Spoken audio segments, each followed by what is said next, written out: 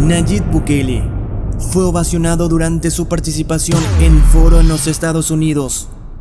En declaraciones a la prensa señaló que la administración demócrata de Joe Biden no tiene a El Salvador dentro de sus prioridades, como sí la tuvo el republicano Donald Trump.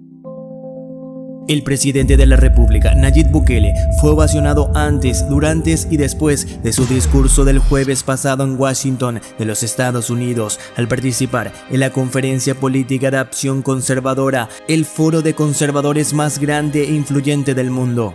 Desde la presentación oficial, previo al inicio de su alocución, Bukele recibió la ovación del público en el auditorio, que también coreó su apellido y se puso de pie en varias ocasiones para aplaudir su mensaje.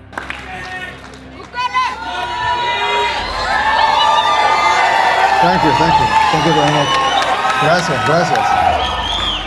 El recibimiento dado al jefe de Estado salvadoreño no pasó desapercibido por los medios de prensa internacionales y por los organizadores del evento que cada año se lleva a cabo en suelo estadounidense. Los asistentes de la CPAC se presentaron en cantidades enormes para unirse al presidente Nayib Bukele en nuestra lucha contra el globalismo, escribió la CPAC en X. La agencia AP, por su parte, en una nota sobre la intervención del mandatario salvadoreño subida en su cuenta de X, destaca, entre otras cosas, que el presidente de El Salvador, Nayib Bukele, recibió una bienvenida de estrella del rock el jueves en una reunión conservadora en las afueras de Washington, cuando instó a la gente a luchar sin pedir disculpas contra lo que llamó fuerzas oscuras. Tras un mensaje, Bukele se dirigió al público para interactuar con los asistentes, que de paso aprovecharon el momento para tomarse fotografías. El jefe de Estado también fue ovacionado a la salida del evento por salvadoreños y ciudadanos de otros países, quienes lo esperaban para saludarlo y registrar con sus teléfonos el momento. El jefe de Estado también se pronunció sobre las relaciones del gobierno de El Salvador con la administración del presidente estadounidense Joe Biden. Nosotros siempre hemos estado dispuestos a trabajar, pero creo que no está en las prioridades de la administración actual. Estados Unidos siempre es nuestro primer socio, manifestó el mandatario.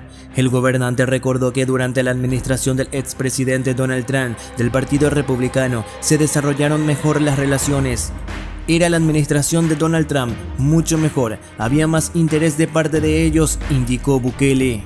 I'm here to tell you that in El Salvador, it's already dead.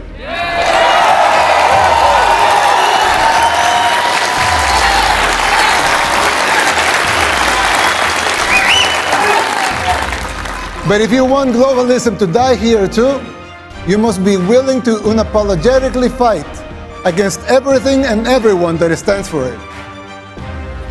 Fight for your freedoms, fight for your rights. The next president of the United States must not only win an election, he must have the vision, the will, and the courage to do whatever it takes. And above all, he must be able to identify the underlying forces that will conspire against him. These dark forces are already taking over your country. You may not see it yet, but it's already happening. You don't see it as clearly because people are designed to see linear changes, not exponential ones. We don't always recognize how fast a problem can multiply and spiral out of control. The problem is much like the metaphor of the boiling frog. Once the water boils, it's already too late. People fail to see these things. It's our nature. Just like the frog, people become complacent and they don't realize how bad things are getting until it's too late.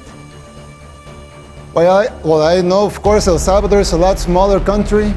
Setting aside the differences, there's a similarity with what is happening here in the United States. We also had many apparently isolated problems in the 60s and the 70s, and we failed to realize as a country the severity of them until it became a civil war. By the time we reacted, it was already too late. We were already boiled like the frog. And it took us 50 years, 2 wars, 250,000 lives, and a third of our population displaced, and a near miracle to get our country back. And you!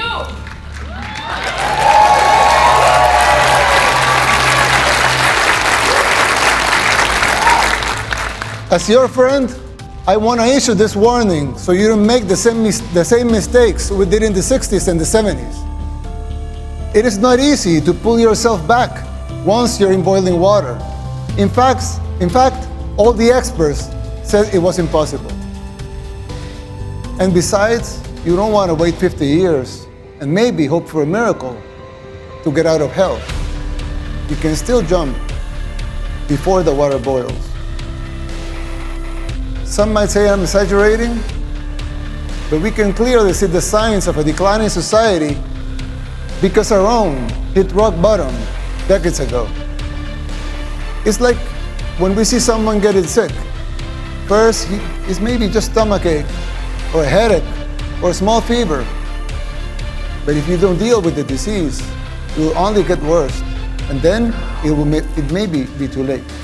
These corrupt judges and prosecutors were setting the gang members free. And Nancy Pelosi! And it wasn't just the gangs.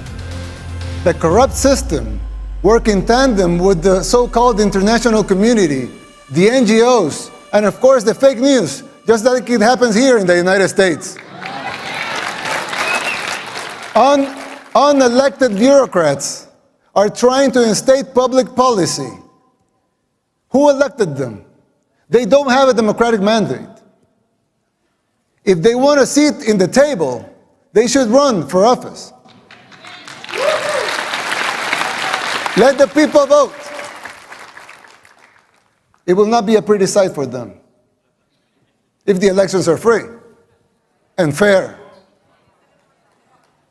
I mean, who elected Soros to dictate public policy and laws?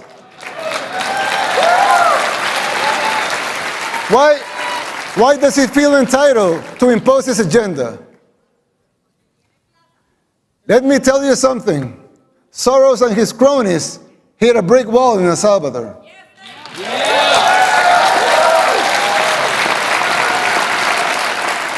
Thank God, another glory be to him, Salvadorans are now immune to his influence. No one believes his lies anymore over there. We just had free and fair elections. And we won in a landslide with more than 84% of the vote.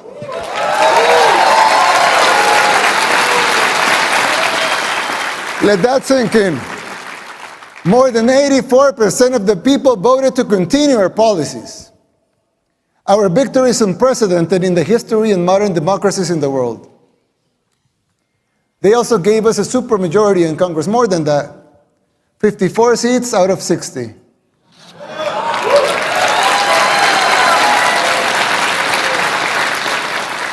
$57 if we count our allies.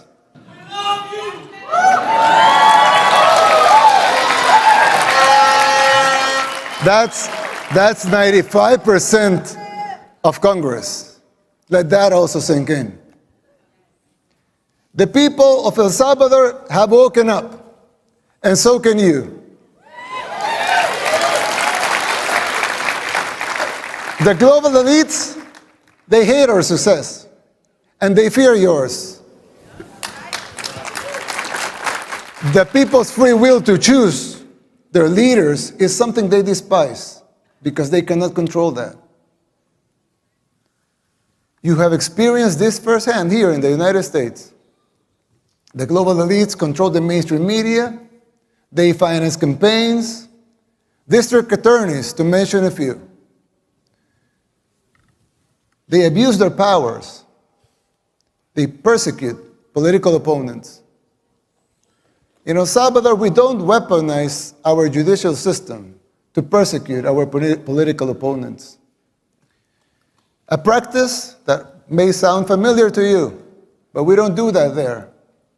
And who's the dictator?